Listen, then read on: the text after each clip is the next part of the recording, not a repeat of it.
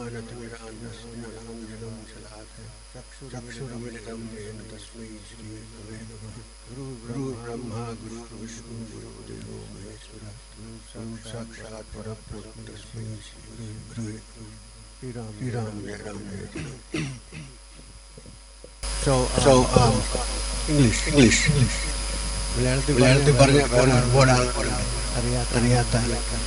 So we talk in English.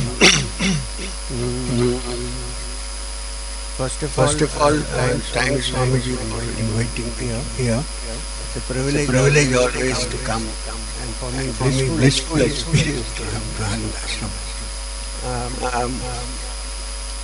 Since we are in a place where bliss and happiness is measured through devotion and bhakti, it's a good idea not to go into all kinds of intellectual Upanishad dialogues. However, I would like to approach it because there is a misunderstanding usually that the Upanishads are merely intellectual argument discussions, hair splitting, dukhrana karne argument. Unfortunately, it's a wrong conception. This is not true. What the Upanishad is trying to instill into our heads, I'm coming to Bhakti, we don't know, is that however intelligent you are, whatever be the intellectual capacity you have, a person with a really intelligent mind very soon discovers carefully the limitations of the intellect. The function of the Upanishad is to say that one needs to think, don't put your mind into cold storage, but think with the understanding that there are limitations for the mind which is so limited with our puny brain to understand something that is infinite.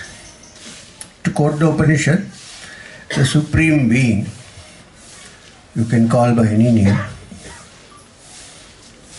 Shuddha Brahma Parat Pararam, any other name. That Supreme Being, according to the Upanishad, is Yadvacha Anabhyutitam, that which even words cannot explain.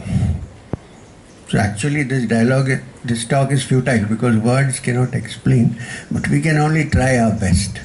And the other is Yan Manasa Namanyute, that even the ordinary mind cannot grasp. Here mind here includes intelligence, everything together, put together, thought, which means that which even thought cannot reach, the ordinary thought. If thought can never reach, then we can't reach there, out of question. But the ordinary mind, ordinary thought, which is not purified, which is not surrendered, which is not quiet, cannot touch that. This is the aim of the Upanishad. To explain this to us, one of the most, we all know, we should be proud that he was from Kerala, although we are not supposed to be proud of such things, but Adi Shankaracharya came from this part of the country. You know that he wrote commentaries on all the Upanishads, in all the Brahma Sutras, Karikas on Gaudapata's Karikas, any number of works, Viveka Chudamani, Digdriksha Viveka, hundreds of works, and of course a beautiful commentary on the Bhagavad Gita. I think you can hear me at the back. Are you okay? The same Shankaracharya sang, Bhaja Govindam, Govindam Bhaja Mudamade, fools. I can't say that, he did, I'm not saying it. Fools, chant the name of Govinda. Samprapte sannihite kale, your time is drawing near, where you will disappear. We will all disappear. I'm here today after a few years, or maybe after 10 minutes, I'll be gone. Nobody knows. Well, I have a rough idea, but generally we don't know. So, Samprapte sannihite kale. We like to think we'll grow old like him and die after many years. But death is always close to us, closer than our own jugular vein. Nobody knows. That's why people make plans and suddenly everything is gone. Right? Shankara says, so chant the name of Govinda, you fool. Your time is drawing near. That means it can be any time. Nahi nahi rakshati dukrana karane. Madam, avada enganam irikamo.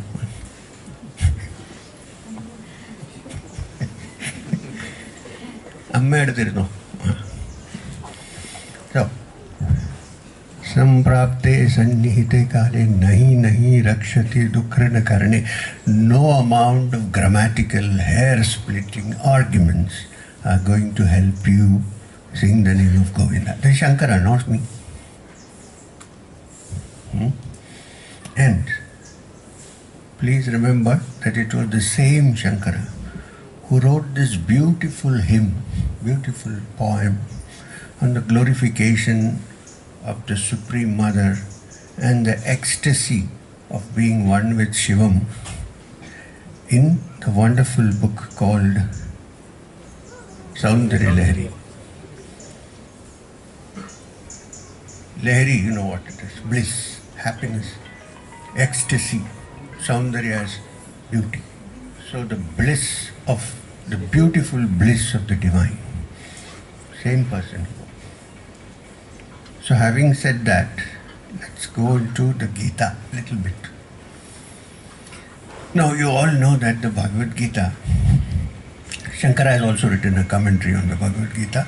Well, I am not a Dasanami person or strictly an Advaitin or anything of that kind, but where respect is due, it has to be given. And in this, I must say that Shankara is one of the greatest of the teachers, although I have equal respect for the great Ramanujacharya who wrote the Vishishtadvaita and Madhva who wrote the Dvaita philosophy. They all have different angles of looking at the same reality. Let me put it this way. Anyway, the Bhagavad Gita is part of the Prasthanatraya. You have the Upanishad, you have the Gita, and you have the Brahma Sutras. The Upanishads are rather not so easy to understand, especially big Upanishads like the Brihadaranyaka. The name defines it. Brihad, big, Aranyaka, forest. You get into it and you may go round and round in circles and won't know how to come out. Oh, there are shorter Upanishads also. Now, therefore, it's not so easy for most people to get into the Upanishadic mode. Then there are the Brahma Sutras, next to impossible. Can you imagine a text which starts with Atato Brahma Jijnasa? Here begins the understanding of the Supreme Brahman. We can't define how to. So, but here then comes the Bhagavad Gita,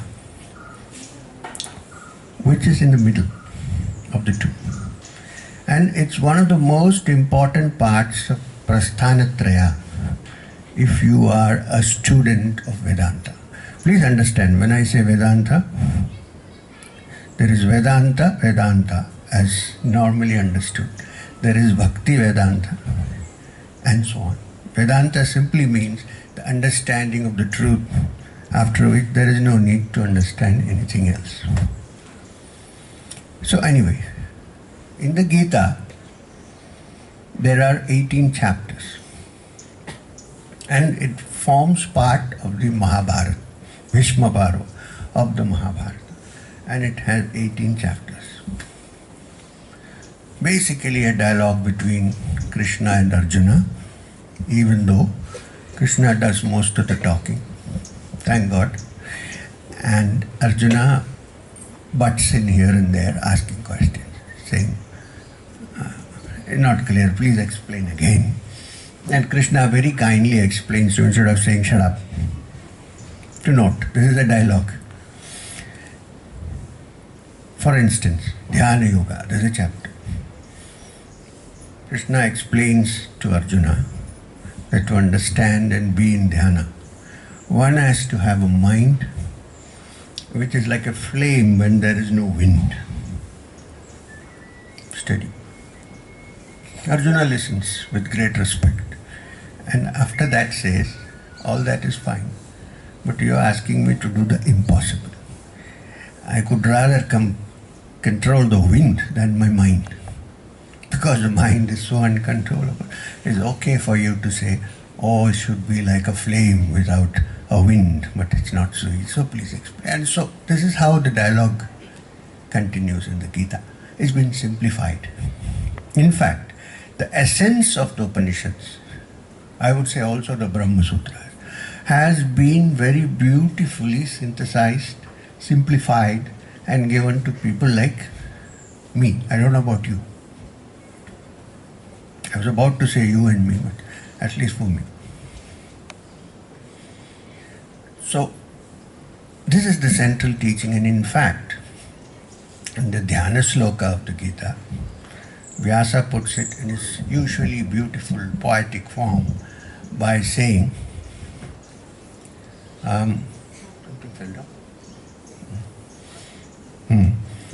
by saying that this Gita, which is before you,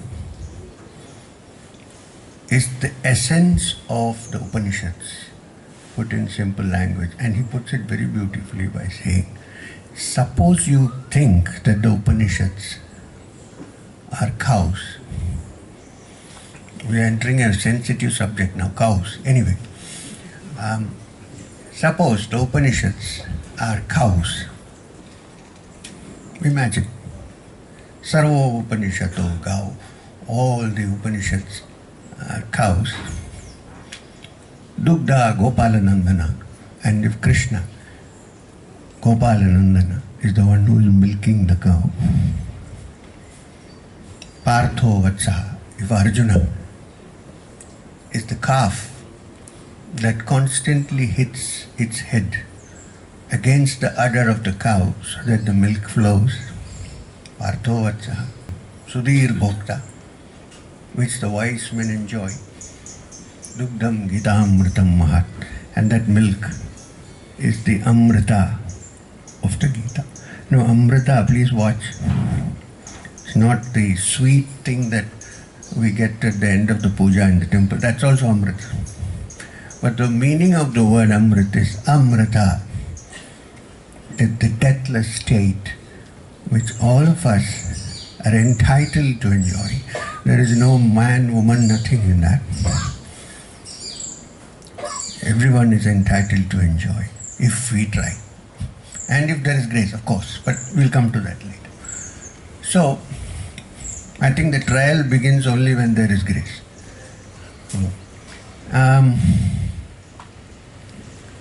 Having said this, since there are 18 chapters in the Gita, it starts with the first chapter, which is Arjuna Vishada Yoga. The yoga of Arjuna's discomfort, insecurity, confusion, sorrow. Vishada can be explained in many words.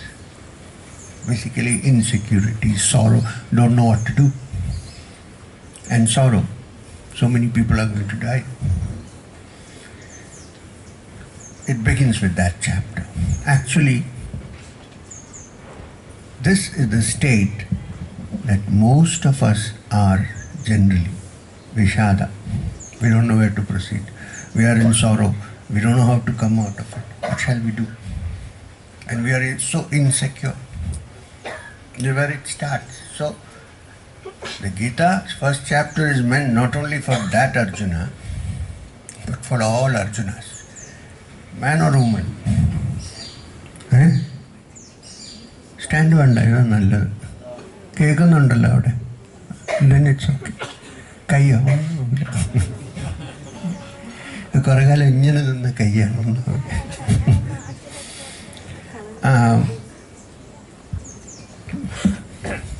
So, what did I say? Arjuna. So we are all Arjunas in this context. And the Gita is given to us by the Supreme Being who sits inside our heart as the Antaryami. And also is all-pervading. Which in human terms is contradictory, but not in absolute terms. So then it goes on from Arjuna Vishada Yoga to Sankhya and Karma Yoga and so on, till Sannyasa Yoga. In the end, what you have to note is that there is one particular chapter, which is the only chapter in the Gita, which is called Bhakti Yoga. Can you tell me which chapter? 12th chapter. The 12th chapter is called Bhakti Yoga. Now, we start with chapter 1 and then slowly proceed to chapter 12, and there Krishna talks to Arjuna about devotion, bhakti. What is bhakti? What is devotion? 12th chapter. So the question usually asked, if that was so simple and clear, why did Krishna take, or let's say Vyasa take, so many chapters to come to that? Why not first chapter? Should have simplified and finished everything off. This is what usually happens to most people. They suddenly jump into bhakti, which is in chapter 12, without realizing the implications, what it really means. And then they withdraw, they're not sure, they're going back and forth, and then they're caught by some intellectual thing, then they go over there.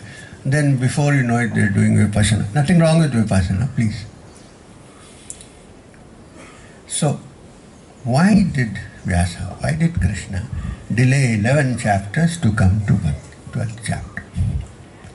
If you listen carefully, if you watch carefully, not me, if you look at the Gita carefully, I know that you are listening to me, but it's very interesting.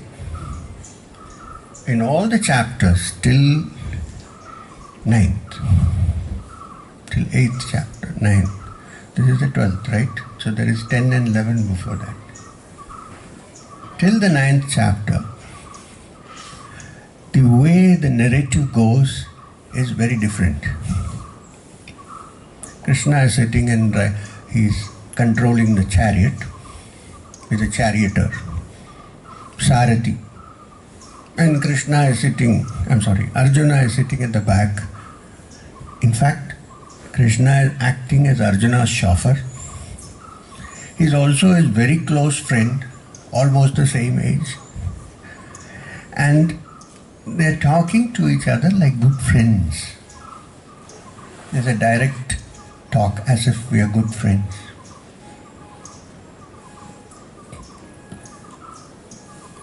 That's how it is, right? He asks questions. Arjuna, Krishna says, okay, I'll answer. Let's discuss this. And he's also related to him in some way. So all that is fine. Very friendly, very okay.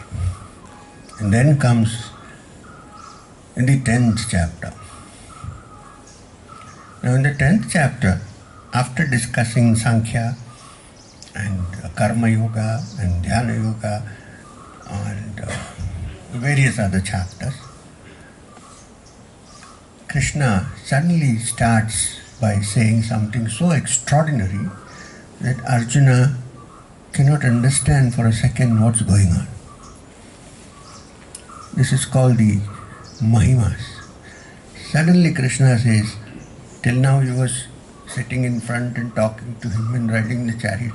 He turns to him and says, among the mountains, Achalas, I am the Himachala. Arjuna he says, I thought we were just talking to each other on equal terms. Suddenly somebody says, well, I am the Himalaya. Among the mountains, I am the Meru.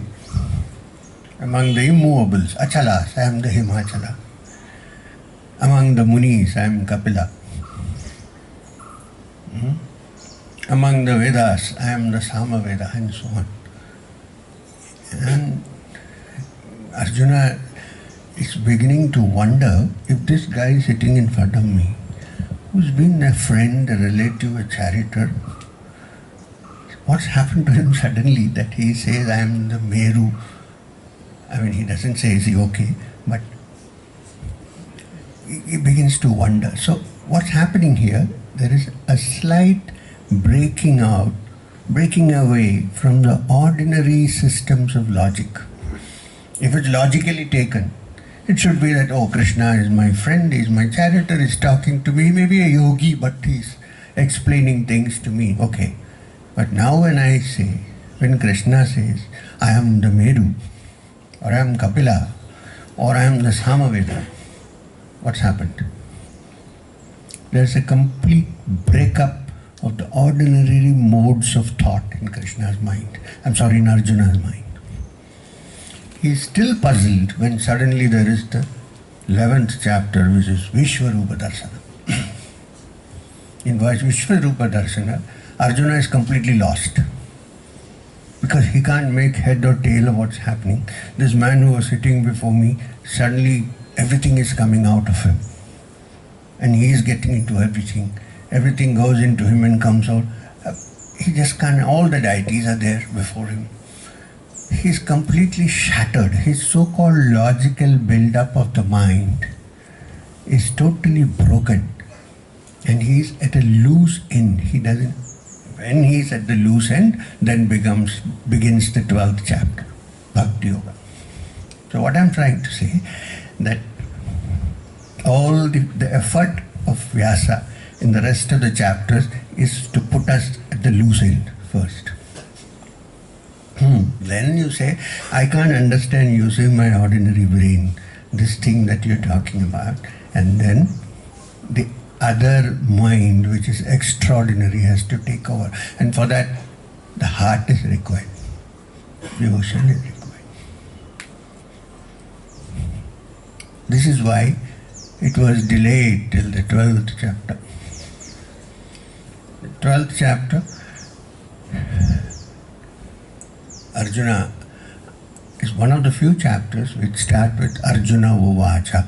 Usually it's Bhagavan Uvacha. There are a few more,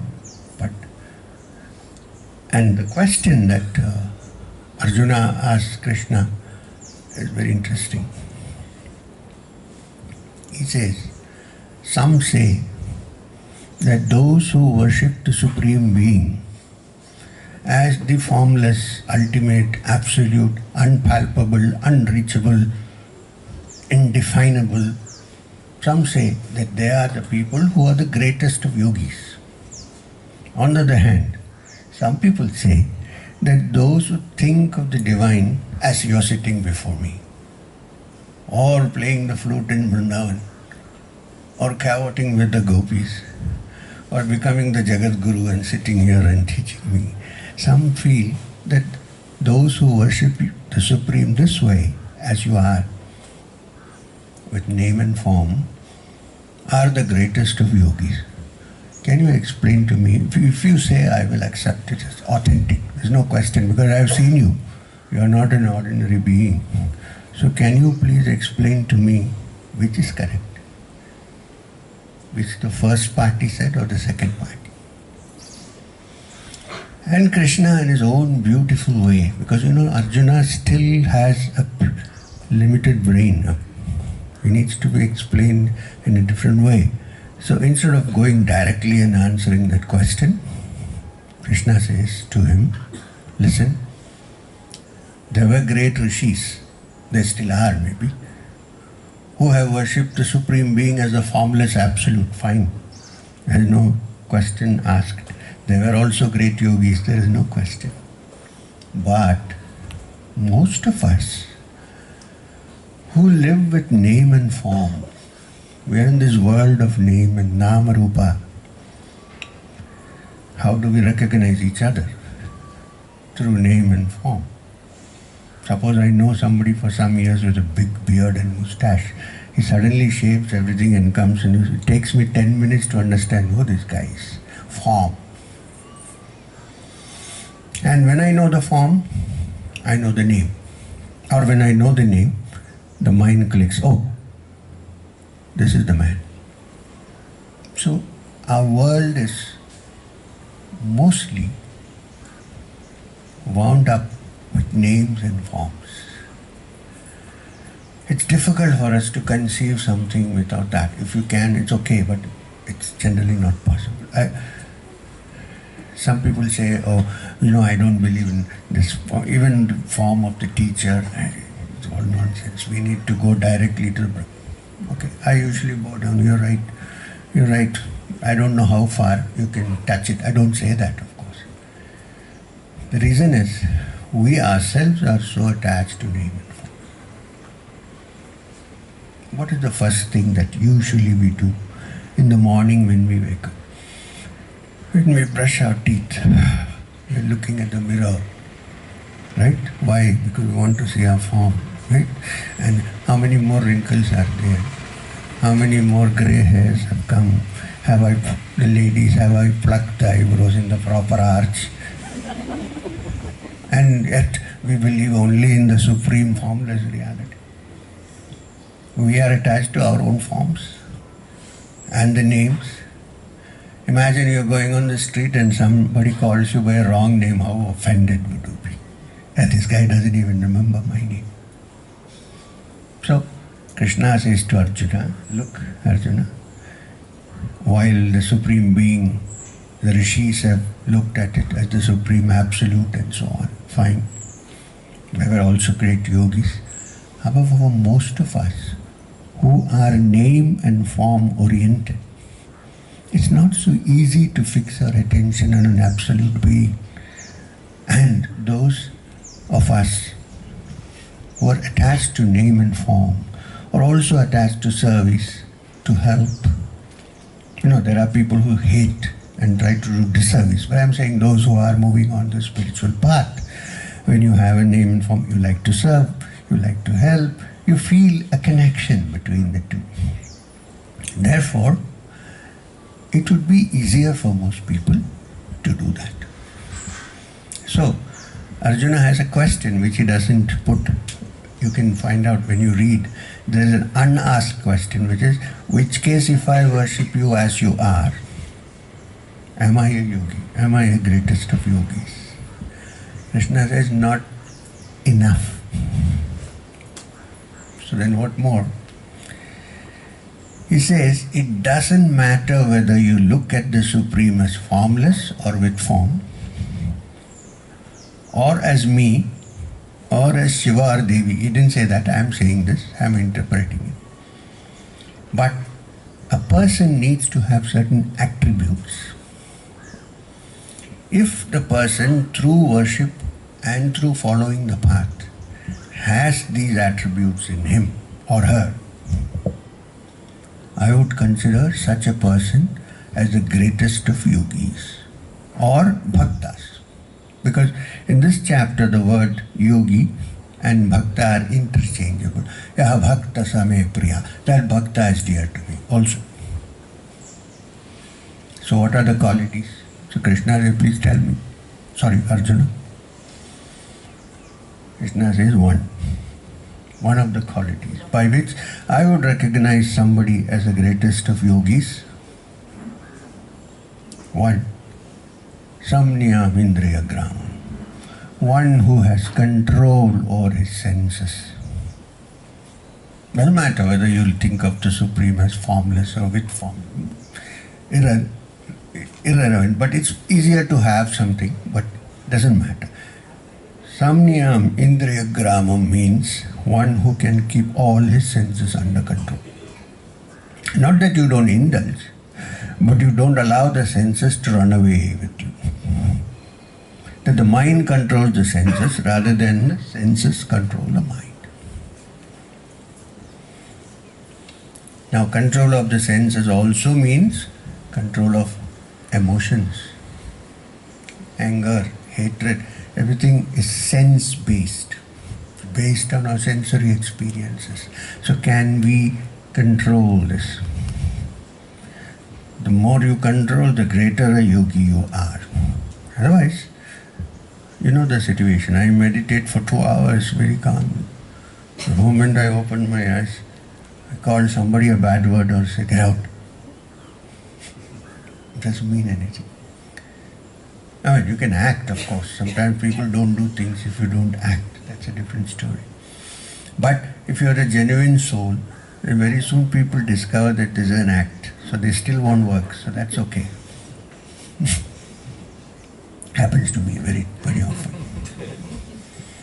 My driver, for instance, has realized that when he thinks I'm angry with him, I'm not. He knows. So he is as he is, he's not changed. So what to do? So, Samniyam Indriya Gramam, one who has control over one's senses. Okay. Next. Sarvatra Samabuddhya. That is, if someone can remain tranquil in the midst of all circumstances, now this is possible only if one is a sthita prajna. One whose prajna has become steady and quiet, equal and equally tranquil under all circumstances. Look at our life, how it runs.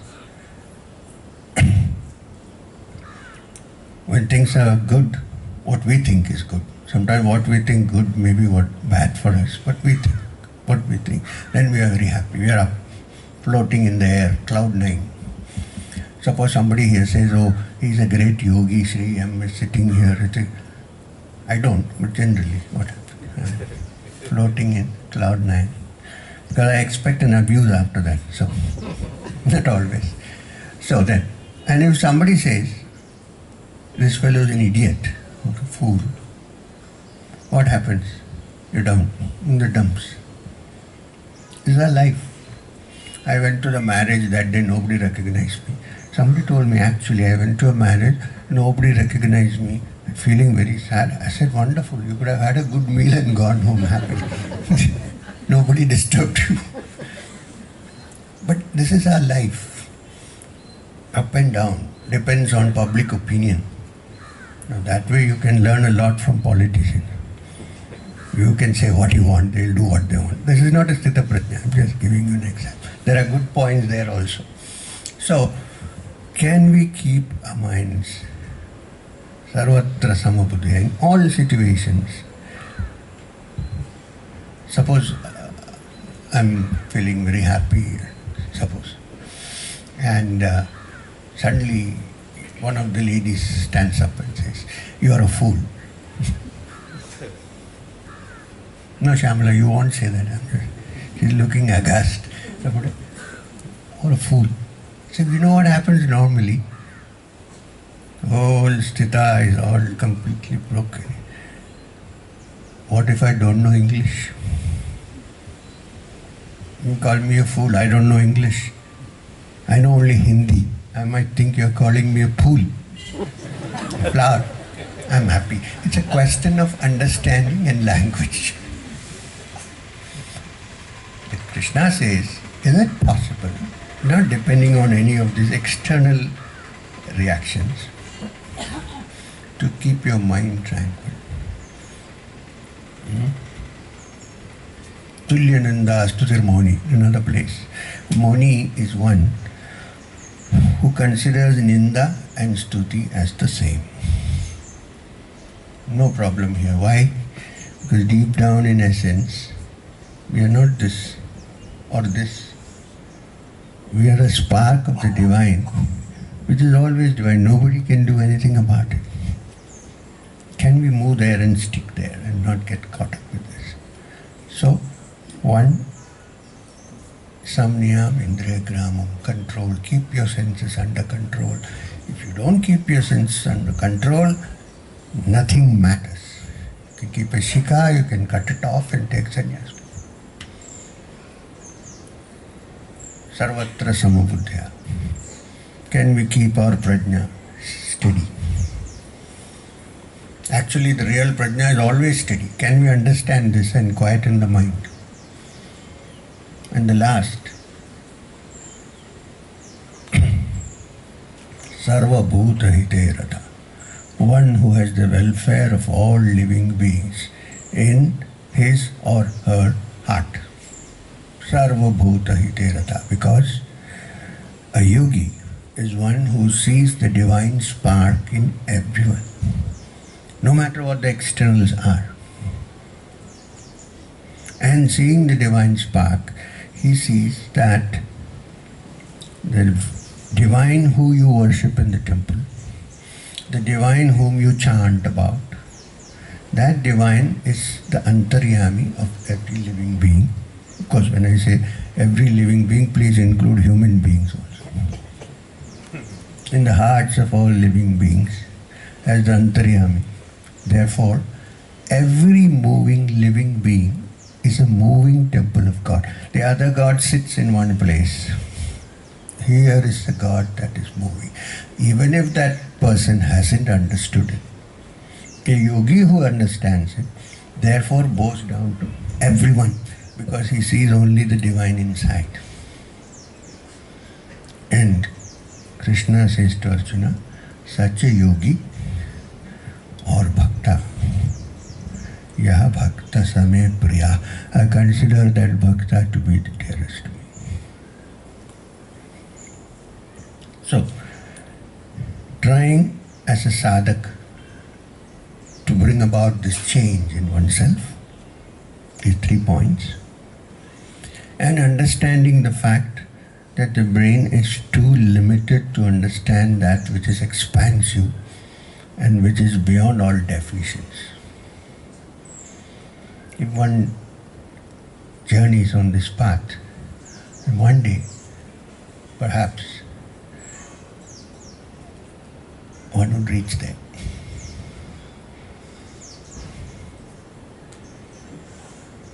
This is what I wanted to tell you. There's a third part. If one somehow touches this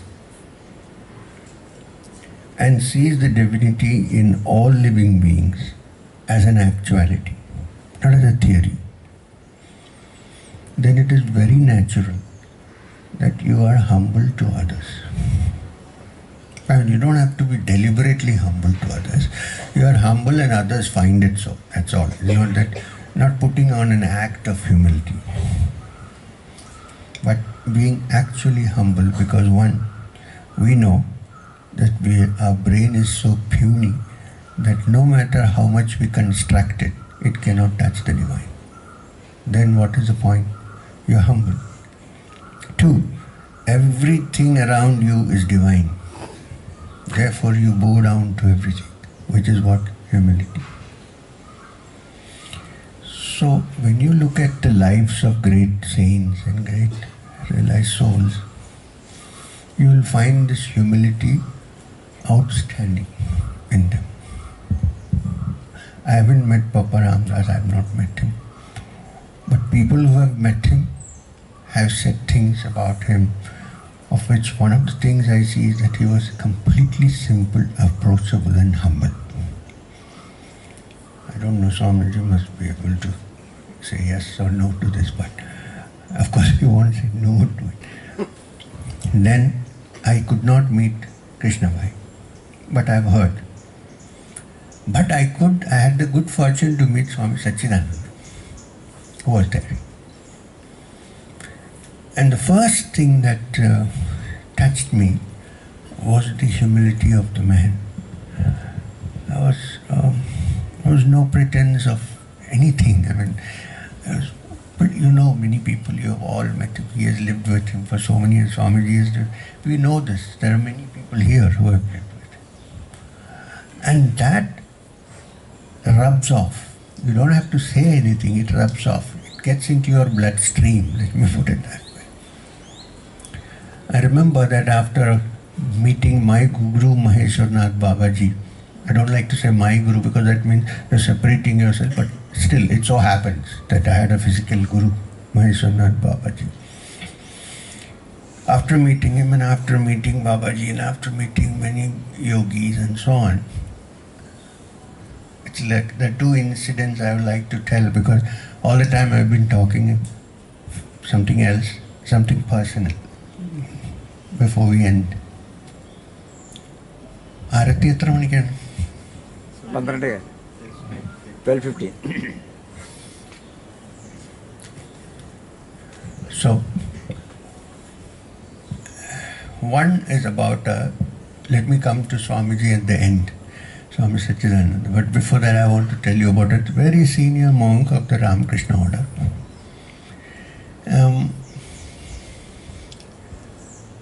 I consider him as one of my Upagurus, Swami Satchidananda. By the time he passed away, he was Vice President of the Ramakrishna order. He was one of the people who had done a lot of personal service to Sharda Devi, the Holy Mother. Actually, he is also from Kerala, from Malakot or something like that. And he was initiated by Swami Shivananda, who was known in the Ramakrishna mission circles as Mahapurush Maharaj. And he got sannyas from him also. He was a man who had a certain stature in the organization also. I used to meet him when I was a boy studying in school in Trivandrum, when he was heading the Ramakrishna Mission Center in Trivandrum, Shastamangalam. So we used to have meetings very regularly and so on. Then I went off to the Himalayas. Actually, through Swami Satchidananda, I met another wonderful person called Professor Balakrishnan, who used to live in Trivandrum. And Sundays I used to go and sit with him. Also for the nice cup of coffee his wife made. We also have some weaknesses, right?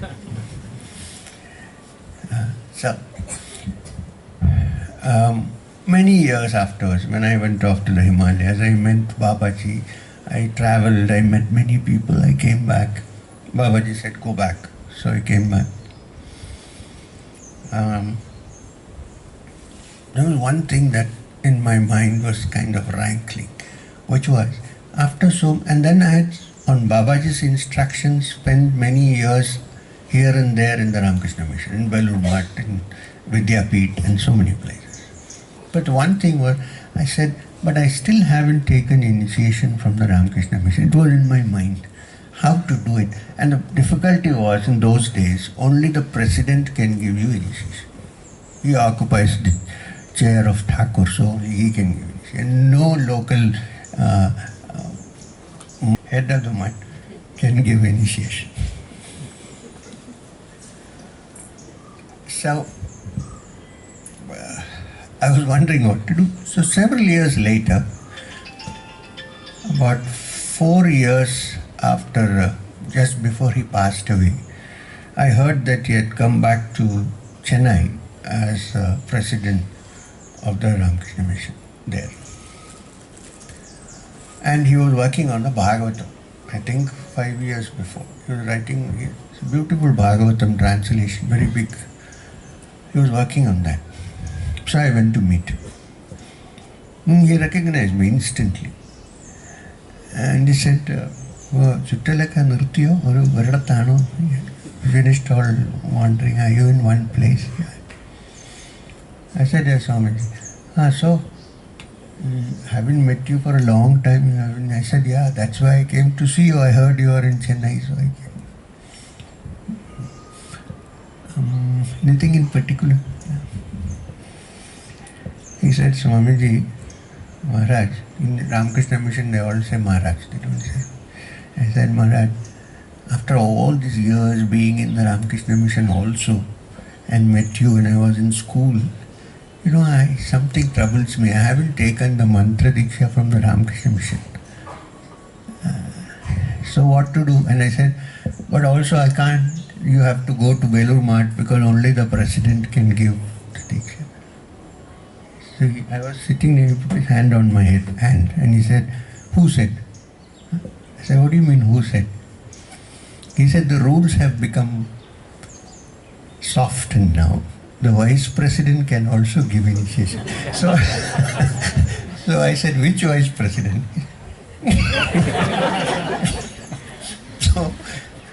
So I said, but Maharaj, what shall I do now? I was so thrilled because I always considered him as kind of like an Upaguru for myself even before this. So I said, so what shall I do? He said, nothing. Vijayadashmi is coming in a couple of days. You come here one morning to the matha. That time the new temple was not there. Bring some one mundu and some flowers and some dakshina. That's all. You come. I thought, now this is going to be tough because there will be many people for me. So I went that day and they said he is still in the shrine, he has not come out. So I went outside the shrine. The brahmachari told me that the initiation is fixed in the evening at 4 o'clock. I was there at around 11:30. Suddenly the shrine door opened and he came out. And for a second, he was a chubby man. For a second, he looked so different in my eyes. I was not imagining. His face was red, absolutely red. And he was wearing a mundu and a cloth here, and his chest was, everything was red, and he was looking at me as if I was a stranger. But I knew that he recognized me somehow. Then he only said few things. He said, go to that room. I said, okay. Then he said, go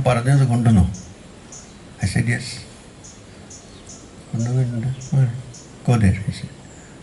He came directly to that room. Brahmachari said, where? I said, Swami. He gave me the mantra. And I'm not surprised, but I was very happy that it contained my favorite Bijakshara also, Shakti Bijakshara. He gave me the mantra and he said, now you're initiated. Your last desire is, I said, no, there's one more, I can't tell you, but there's one more desire. So I left it there. Then he blessed me and then he said, have your prasad here and go back.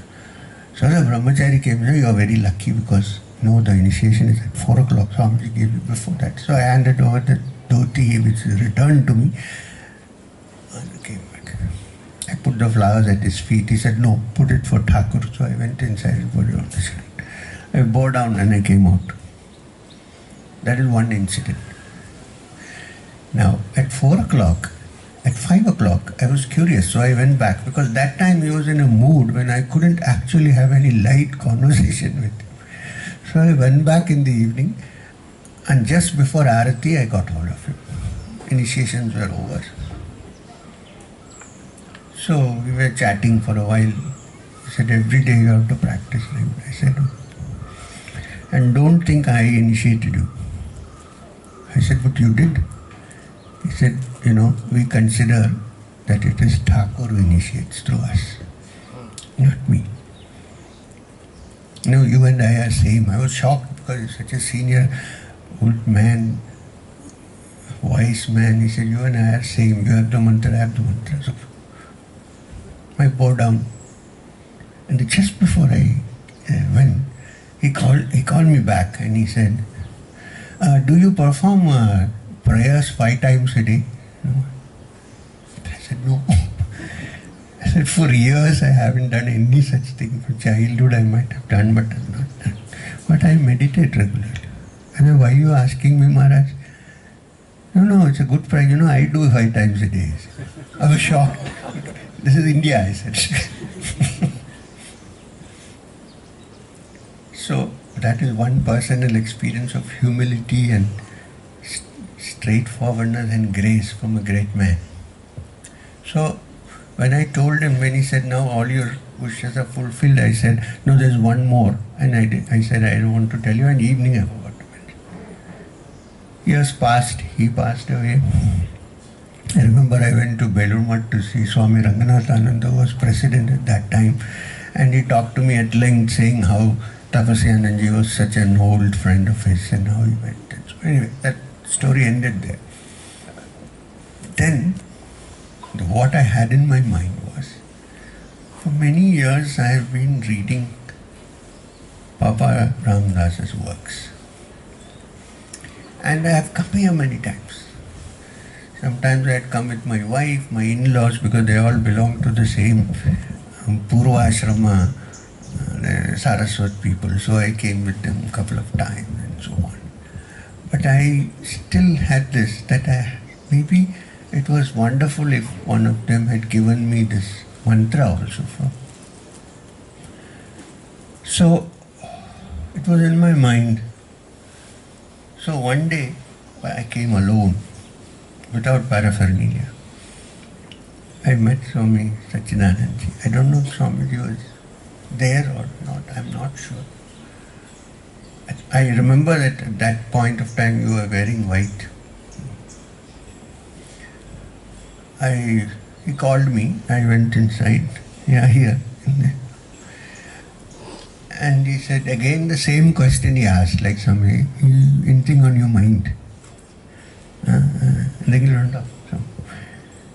I said, I don't know whether I should say this to you, but it would be nice to get the mantra from you. Because maybe then that is all, then I don't need anything else. It's all over for me. This is left. He said, okay, we can do that. He gave me some time in the afternoon, I think. So I went there, expecting that he is going to give me the mantra. I went, I bowed down, I sat down. He asked somebody to bring a tape recorder. In that, there was the sound of Papa Ramdas chanting the mantra. Om Sri Ram Jai Ram. Not Om, I think only Sri Ram Jai Ram Jai Ram. Om Sri Ram Jai Ram. He gave it, he put on the tape and he said, you listen to this carefully. He said, chant it once, chanted it. You got the mantra. I said, I thought, he said, no, Papa gave you the mantra, I didn't give you the mantra. So you see the, you see the point, what I am trying to say. So, people come to me and say, oh, give me Kriya. Oh, they think that if you do Kriya, then everything is over. But there are many people who haven't done this Kriya and still reach the heights of spiritual. No, it's not really that. And when I give, I keep in my mind the fact that it is Maheshwarnath Babaji who is giving you the Kriya. So tomorrow when you think, oh, M gave me the, please don't show any respect to me. It's coming from that M, Maheshwarnath. Which means what? I'm free of responsibility. If you don't do it, it's up.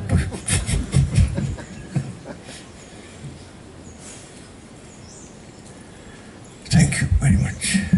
Om Shri Ram Jai Ram Jai Jai Ram. Om Shanti Shanti Shanti. Hari Om. Swamiji, thank you once again. I don't thank you. Who should thank you?